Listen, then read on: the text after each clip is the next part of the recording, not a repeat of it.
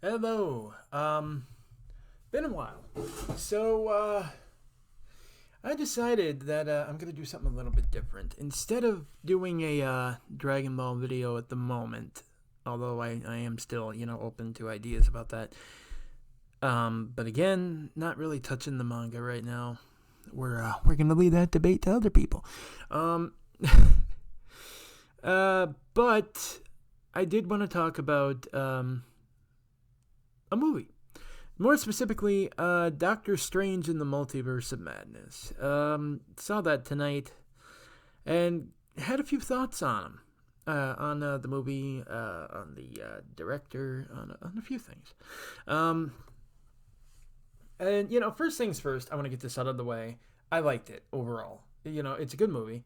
I just don't think it's necessarily a great movie. There are things about it that are great, but there are other things about it that I think really hold it back.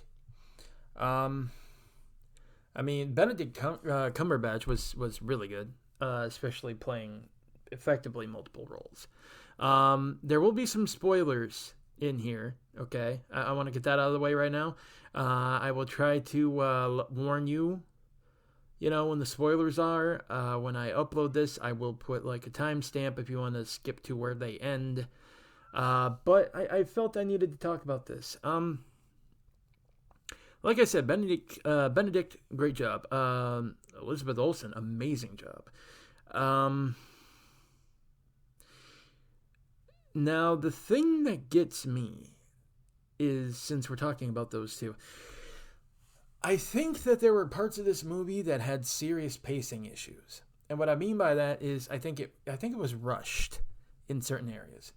Um, because there are just certain things that happen in there that don't make sense, you know, specifically surrounding those two early in the movie. And I feel like they just kind of, try to get through those to get to the quote unquote good part, um, which I'm a little bit worried is kind of well, frankly, it's kind of a Sam Raimi trademark. Um, it's one of his, I don't want to say weaknesses per se. Okay, yeah, I'll say it. It's a weakness. Um, because it kind of happened in I mean, okay, in fairness, it's also a writing issue, but like, you know, just the way it's paced even on the screen is, but like it kind of reminds me of how sometimes in like the Spider-Man movies, it's like a lot of stuff just happens off screen and we kind of get exposition and sort of tossed into it. um that sort of thing. It kind of creeps back up here. Um but yeah, overall, I don't think it kills the movie, um per se. Now, back to performances. Benedict Wong was also really great job. Um, but gosh, I'm not even gonna try to pronounce her name. I'm sorry, because I would butcher it to high heaven. But the girl playing America Chavez, she was pretty darn good for someone I haven't seen before, and for a fairly young actress. I mean, she's it wasn't like a super stellar performance, but like I said, I don't think she has much experience so far. And considering that, well, I shouldn't assume. I'm just not familiar with her work, but not bad. Very definitely, definitely above serviceable. I'll say that, above serviceable. So like a B grade, yeah, or, not B grade film, but B grade on the performance. Wow. Um, Gosh, it's getting. The thing about this is there are so many things I want to talk about that are spoilerific. I'm just trying to avoid it. I will say that okay, there are a bunch of cameos. I don't think that's a secret at this point. Some of them were even revealed in trailers. So I don't feel too bad about spoiling some of them, the ones that people already knew about. Obviously, we knew, Professor Xavier was there. They kind of revealed that in the trailer. They didn't reveal everybody in the Illuminati though, so I won't be doing that either. But Charles Xavier was there. Loved Loved seeing him. Loved seeing Patrick Stewart in the role. I mean, that's the thing, though. Like, eventually, when they do the X-Men in the MCU, like, properly do the X-Men in the MCU, part of me knows, that they're not going to be able to use Patrick, right? I mean, that's the part that grates me, because it's like he's perfect for that part. But, part of you knows deep down that a long-term investment, probably isn't necessarily in the cards. Especially since we're not even sure when they're going to get one of those off the ground yet. So, you got to wonder, are they going to try to bring back, James McAvoy and go that route? Are they going to, cast an entirely different actor? But it was nice to get to see him as Xavier in the MCU, even if it was, an alternate universe thing. That was so cool. It really was. And seeing him in the hover chair. Oh, that was so nice. And there's a moment when he actually comes on screen. I don't want to spoil that even. But when you see it, it'll make you smile. It really will. But that's one of the examples of one of the other things I want to talk about this movie. Camp, right? That's a little bit of a campy moment, and when you see it, okay, you will understand what I mean. But again, hard to just say that without spoiling that. But there are campy moments in this movie, and that's a Sam Raimi trademark too. And to his credit, a lot of the moments that would be considered campier, right? They actually work in the context of what they're doing. Because, this is magic. It's mysticism. It's fantastical. You can have some fun with that. You can do some kind of stuff that's like, oh, wow, that's weird. Because, you know what? You're dealing with magic, and it has a place there. Some of it works really well. A lot of it, in fact. But I do think there are certain moments where it probably would have benefited from taking it just a hair more seriously than he wound up doing. And to his credit, again, there are times that he does that. It's just there are a few times it's like, I don't know if he can't help himself or what. I mean, maybe not. It is just his style, I just don't know if it was necessarily the best fit for what they were trying to do at that particular moment in the movie. And, I mean, to be fair, that's true with a lot of his movies. You got some camp that you're okay with. You got some you're not. And a lot of whether you love or hate his movies is going to very much depend on your camp tolerance. I mean, look at the Spider-Man movies, for crying out loud. Look at Evil Dead. But like I said, for better or for worse, this is a Sam Raimi movie. You can tell they give him a whole lot of leeway. They did not hold his leash. They let him be Sam Raimi.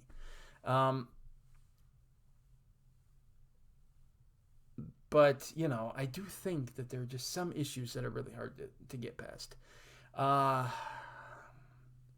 Just in terms of, like I said, pacing, there's some moments that I think get a little campy when they probably should have stayed just a hair serious.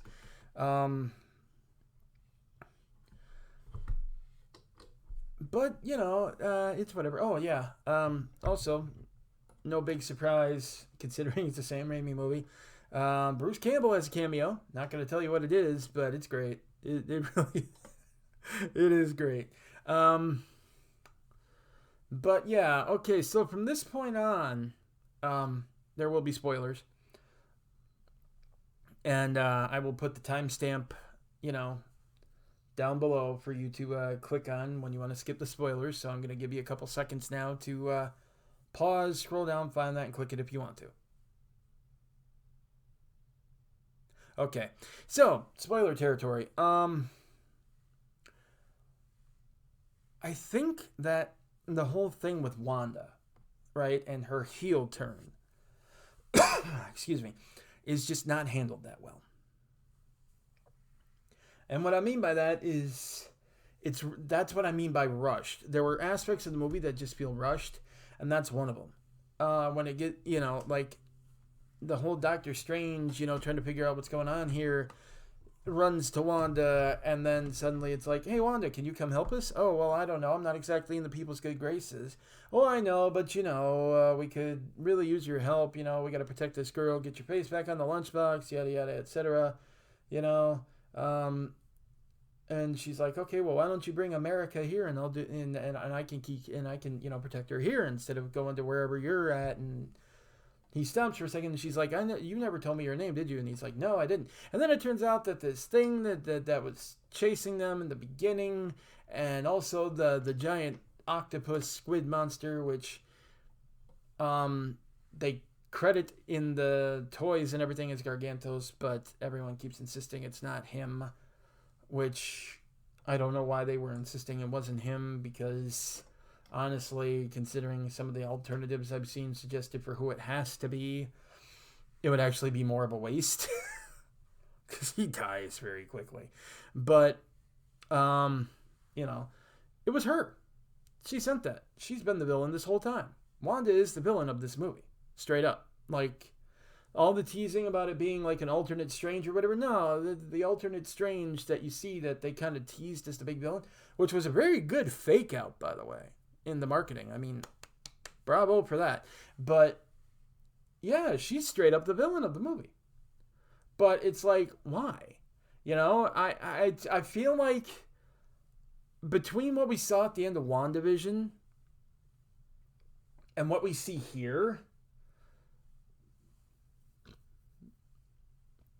I just feel like there's not like a natural progression, Like she just had a hold of the Darkhold there.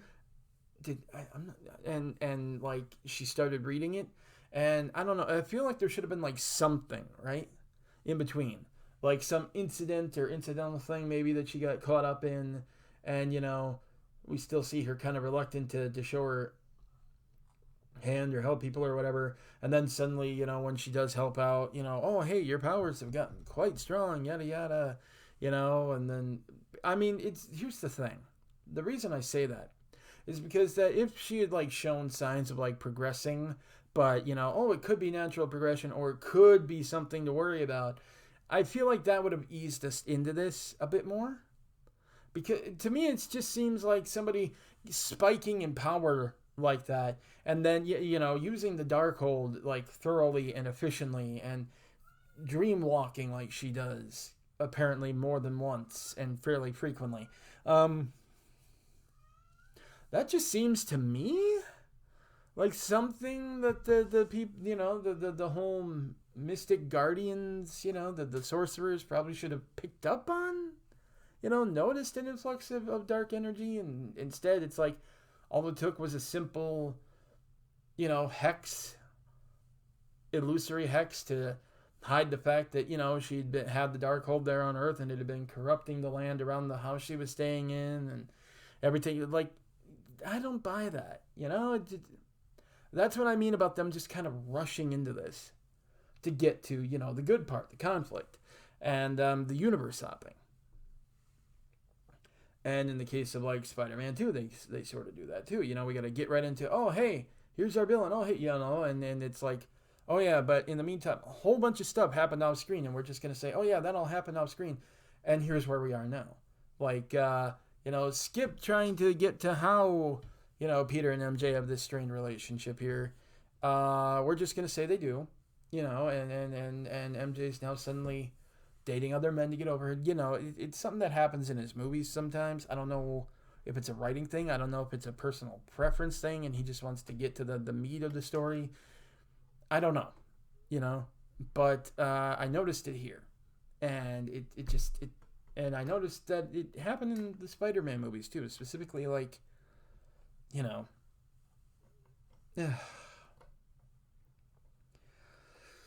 but I digress. I feel like that, like I said, could have been handled a lot better. So that kind of dragged the movie out for me. I also think that it's a little bit, I think he tried a little bit too hard to subvert some stuff with the whole Book of Ashanti thing, and then, oh yeah, it's destroyed. And then, oh hey, look, you wound up having to use the Darkhold instead of the Book of Ashanti to win, and it's like, I get what you're trying to do there, because it's like, oh, she's got the evil book, we got the good book, good and evil clash, go, and you wanted to subvert that, but at the same time, I don't know, something as extreme as what Strange winds up doing, possessing the dead body of an alternate universe self that got pulled there, and like using. Here's the thing. They make it seem like they're spirits from hell, demons or whatever, that he basically kind of uses via his magic, kind of entraps and forces to help him. But earlier he says they're the souls of the damned. And to me, that's a little bit weird, because if they're the souls of the damned, they're human souls, then you're kind of playing around with human souls like they're tools. And it's like, I don't know, that's kind of gross and weird for a hero character to be doing. And I get that maybe they're trying to say, oh, it was a desperation move and there's implications and that's what the next movie's going to be. I don't necessarily know if that's the case. I'm not even sure that this is something that really, it's just one of those things that it's like, like I said, I get what they were going for. I get what they were trying to avoid even. But to me, I'm just not so sure if I liked that. That's just me. But, getting back to what I had said earlier, the Illuminati, definitely loved that concept being brought to life. Also kind of love how they sort of shot down why it was a bad idea in the first place, even in the comics, because it's like, I don't get why we're, making it seem like this is a positive thing, that you have these people who feel like just because they're the smartest people in the universe, they instantly know what's better for everyone else. In fact, there were actually some Watchmen parallels, including specifically in the scene where that universe's Strange had to die. I mean, not like a direct parallel, obviously. It's just that, you kind of get the same vibes and the same sort of, well, we know what's best for everybody, so we're going to fabricate this lie. And then, that sort of comes back to bite them later, as well as their own arrogance. But, the idea, having them, use that idea and address it was cool. Having Charles be one of the only ones to kind of see reason and understand that Strange was, not the same as theirs, and that he was their best hope for, beating Wanda. And, the way that he actually managed to do something that almost could have ended it, right? That was cool. I thought it was a little anticlimactic how it ended, though, because it's like, Charles is such a powerful mind, and the idea that he got as far as he did and almost pulled Wanda out of that prison to let her, subdued mind overcome the whole Scarlet Witch persona. Or maybe it was like the Wanda she was possessing in the Dreamwalk. I'm not 100% sure. Probably that. But, he got as close as he did, and he almost pulls her out, but then he just kind of stops and then lets that mist creep up on him, and then she pops out and snaps his neck, and he falls over dead like that. Not a fan of that. I mean, he has an extremely powerful mind. I would have liked to have seen him put up a little bit more of a struggle than that. Though I guess, holding her in place for as long as he did was still pretty impressive. But, I don't know. This is the mind of a guy who is, insanely powerful mind. And to me, I don't know. I just feel like they maybe could have showed that up just a little bit better. But I get they also didn't want to drag things either. I'm just, happy that they showed it. And showed him in the mindscape and everything and what he can do. That is cool. That was cool. It's a nice tease for what he can do when he finally shows up proper later. The fact that they had Rambo. Which one was it? I keep confusing the names. Maria, Monica. Carol's friend though, as Captain Marvel. Very interesting and actually very plausible. Could have happened. All things considered. So that was cool. I'm gonna be blunt. Not a fan of Peggy Carter at all. The character. Haley Atwell kind of ruined her for me with some of her weird stuff. But So just the way she went out, I can't say that I was sorry to see her go. But dang. Um, Black Bolt, though, finally getting to see Black Bolt and see him done, looking proper and kind of done proper. I remember me and Rob, Rod's 112. Shout out to him. We're always talking about justice for Black Bolt because we knew back when they did that in the Human series that they were doing him dirty. It feels like we finally got that, so that's kind of cathartic. Um, his death was particularly gruesome, though. Like that's another thing. Between that, where like she takes away his mouth and he slips up and tries to like yell or say something in like horror, but because he can't leave his mouth, it reverberates back into his own head, and you literally see the back of his head explode and his brains come out into the back of his rubber mask there. Um, with Mr. Fantastic, John Krasinski, that was great. That was so great. Loved seeing him there. Only thing that breaks my heart is that means he's probably not going to be playing him in like the actual movie, which is so sad because, well, maybe he could. Maybe he could. There are multiple Stranges played by the same guy, so maybe he could. I'd love it if he came back to play him in the movies proper. The way he died was kind of gruesome too, though. But he was also probably the least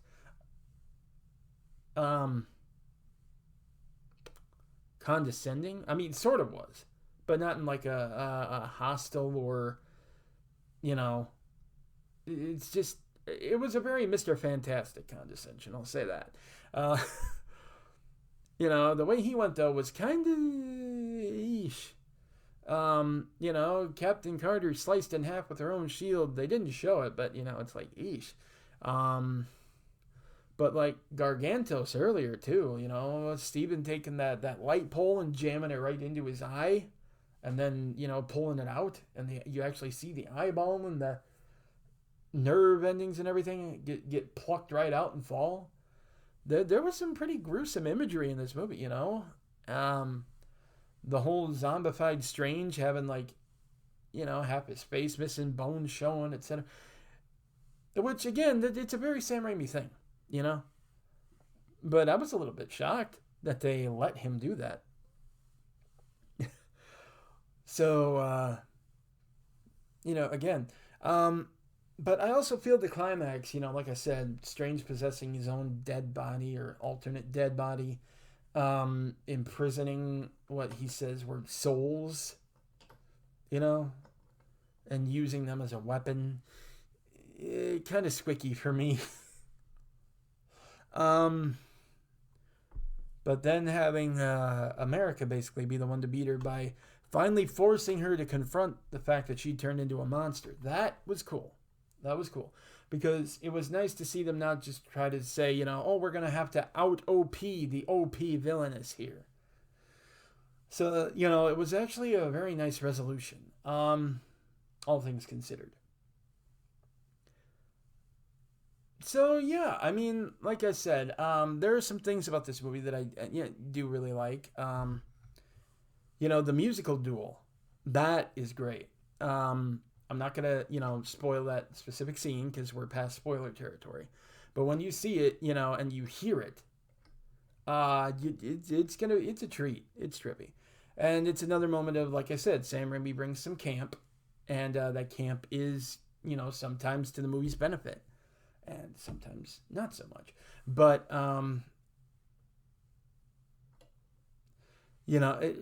but like I said, it's all a personal preference thing. You'll see what I mean when you watch it. If you're okay with it, you're okay with it. And that's great. If you're not, you're not. And I'm sure there are some areas of that where you'll be fine with it, and some where you're not, to varying degrees. Like I said, it's Sam Raimi. That's how he is. But overall, I would definitely give this movie at least 7.5 out of 10. It might grow on me more as I rewatch it and kind of, get the whole maybe I missed some stuff, right? There's always that possibility. Something that I missed the first time that I'll get the second time. So consider that a tentative rating.